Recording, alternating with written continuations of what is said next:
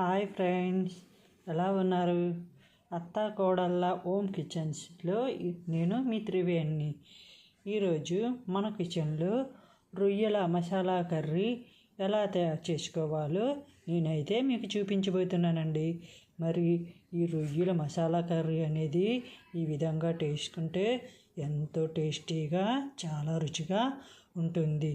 ఎక్కువ మసాలాలు ఏమీ లేకుండా సింపుల్గా అనేది నేనైతే ఈ కర్రీ అనేది చేసుకుంటున్నానండి.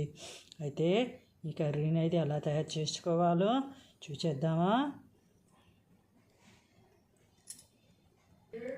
మొదటిసారి మా ఛానల్ కనుక మీరు చూసినట్లయితే లైక్ అండ్ సబ్స్క్రైబ్ చేసుకోండి.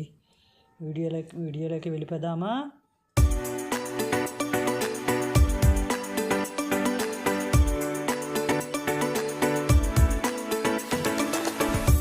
ముందుగా నేనైతే రొయ్యలను 300 గ్రాములను తీసేసుకున్నాను. ఈ రొయ్యలు బాగా శుభ్రం చేసుకొని దీంట్లో కొంచెం పసుపు తీసుకోవాలి. ముందుగా స్టవ్ వెలిగించుకొని కళాయి పెట్టేసుకోవాలి. కళాయి కొంచెం వేడెక్కాక ఒక 3 స్పూన్ల వరకు ఆయిల్ని వేసేసుకోవాలి. ఆయిల్ కొంచెం వేడెక్కాక చిటికెడు ఉప్పును కూడా వేసేసుకున్నాను. ఇలా ఉప్పు వేసుకోవడం వల్ల రొయ్యలు అనేవి అడుగు పట్టకుండా చక్కగా ఫ్రై అవుతాయి. ముందుగానే పసుపు ఉప్పు కలిపి పెట్టుకున్నాం కదా, ఇలా కలిపి పెట్టుకోవడం వల్ల వాటర్ అనేది కొంచెం చేరిపోయిందండి. వాటర్ లేకుండా ఇలా రొయ్యలు ఇలా వడకట్టుకొని ఆయిల్లోకి వేసేసుకోవాలి. ఇలా రొయ్యలు వేసుకొని లైట్ కొంచెం బ్రౌన్ కలర్లో వేయించుకోవాలి. ఇలా వేయించుకోవడం వల్ల కర్రీ అనేది చాలా టేస్టీగా బాగుంటుంది. ఇలా కొంచెం వేగాక ఇలా కొంచెం రొయ్యలు అనేవి మరి కొంచెం వేగనివ్వాలి. చూసారండి, ఇలా వేయించుకుంటే సరిపోతుంది. ఇలా వేయించుకున్న రొయ్యలను ఒక ప్లేట్లోకి తీసుకోవాలి. చూసారు కదండి, ఇలా వేయించుకొని ఒక ప్లేట్లోకి తీసుకొని పక్కన పెట్టేసుకోవాలి. ఇంకా మరి కొంచెం రొయ్యలు ఉన్నాయి కదండి, మిగతావి కూడా వేసేసి ఇలా ఫ్రై చేసుకోవాలి. నీరు అనేది లేకుండా వాటర్ వడకట్టుకొని రొయ్యలు వేసుకోవాలి.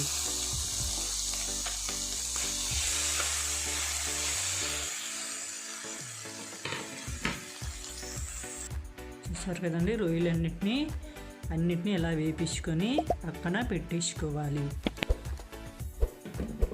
పక్కన పెట్టుకున్న తర్వాత అదే కళాయిలో ఒక 2 స్పూన్ల వరకు ఆయిల్ని వేసేసుకోవాలి. నేను ముందుగానే ఈ మసాలా పేస్ట్ని అయితే తయారు చేసుకున్నానండి. ఈ మసాలా పేస్ట్ ఎలా తయారు చేసుకున్నానంటే ఒక ఉల్లిపాయ, కొంచెం వెల్లుల్లి, కొంచెం అల్లం, 2 లవంగాలు, కొంచెం జీరా, కొంచెం ధనియాలు, అదేవిధంగా ఒక దాల్చిన చెక్క, వీటన్నిటిని వేసుకొని మెత్తగా పేస్ట్లా చేసుకున్నానండి. ఆయిల్ వేడెక్కాక కట్ చేసుకున్న ఒక 3 పచ్చిమిరపకాయలను ఇలా వేసేసుకోవాలి.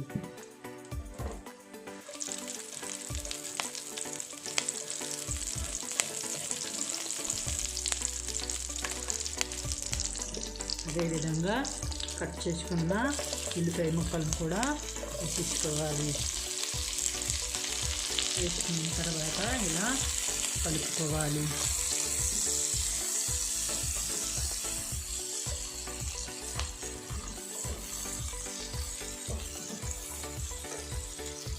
ఈ ఆనియన్స్ అనేవి లైట్గా ఫ్రై అవ్వాలి. ఇలా కొంచెం లైట్గా బ్రౌన్ కలర్లో వచ్చేంత వరకు వేయించుకోవాలి.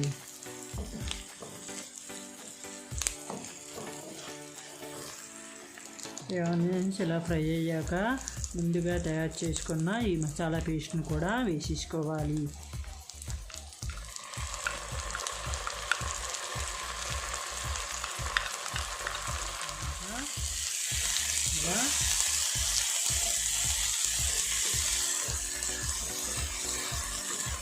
ఇలా కలుపుకోవాలి.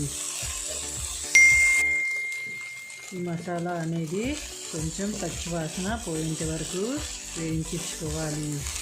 ఏ మసాలా అయినా ఈ కర్రీకి మసాలా బాగా వేగితేనే కర్రీ చాలా బాగుంటుంది.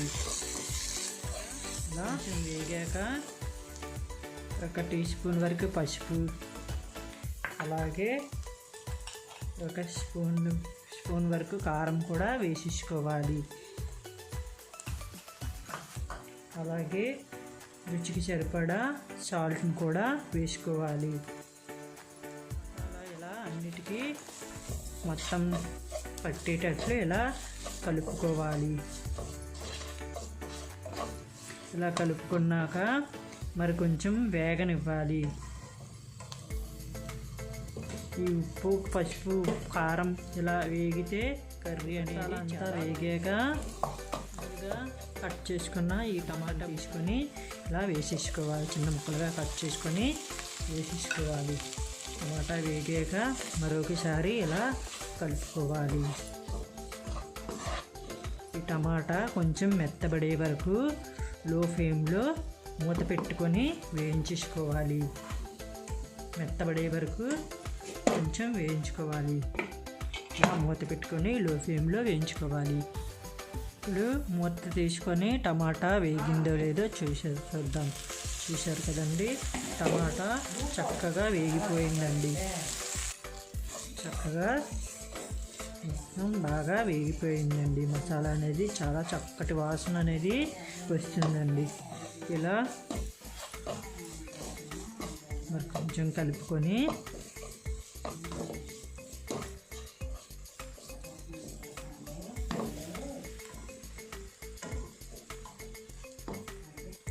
ఇలా మసాలా వేగాక ముందుగా మనం వేయించుకున్న ఈ రొయ్యలను కూడా వేసేసుకోవాలి. ఈ రొయ్యలు వేసుకున్నాక మసాలా అంతా రొయ్యలకు పట్టేటట్లు ఇలా కలుపుకోవాలి. ఇలా కలుపుకొని మూత పెట్టుకొని 2 నిమిషాల వరకు వేయించుకోవాలి.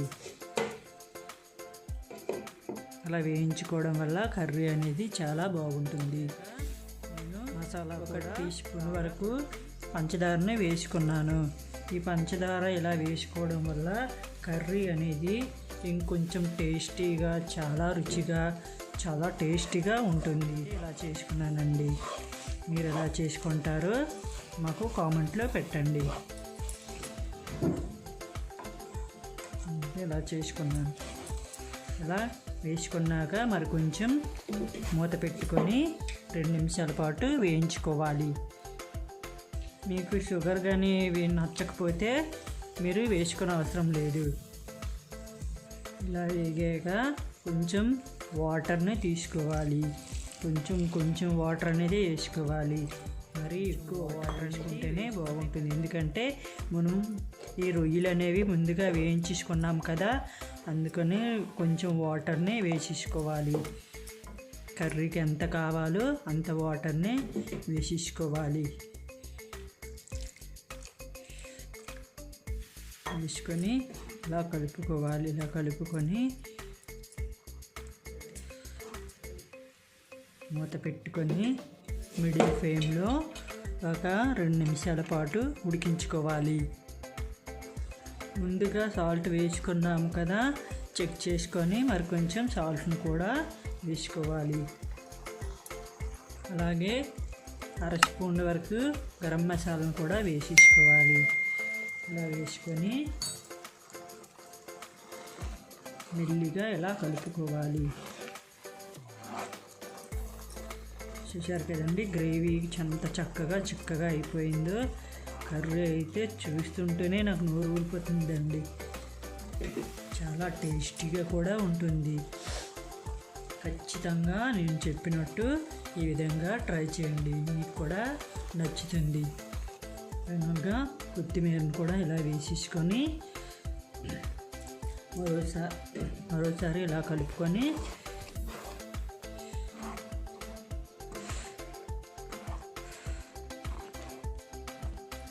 కర్రీ అయితే రెడీ అయిపోయిందండి. ఈ రొయ్యల మసాలా కర్రీ ఎంతో టేస్టీగా చక్కగా బాగుంటుందండి. ఈ రొయ్యల మసాలా కర్రీ అనేది రెడీ అయిపోయిందండి. చూశారు కదా ఎంత చక్కగా ఉందో. చేస్తుంటే మీకు కూడా నోరు ఊరుకుతుంది కదా, మీరు కూడా ట్రై చేయండి. ఇలాంటి మరెన్నో వీడియోస్ చూడాలనుకుంటే మా ఛానల్ని ఒక్కసారి లైక్ చేసి సబ్స్క్రైబ్ చేసుకోండి. Thank you for watching.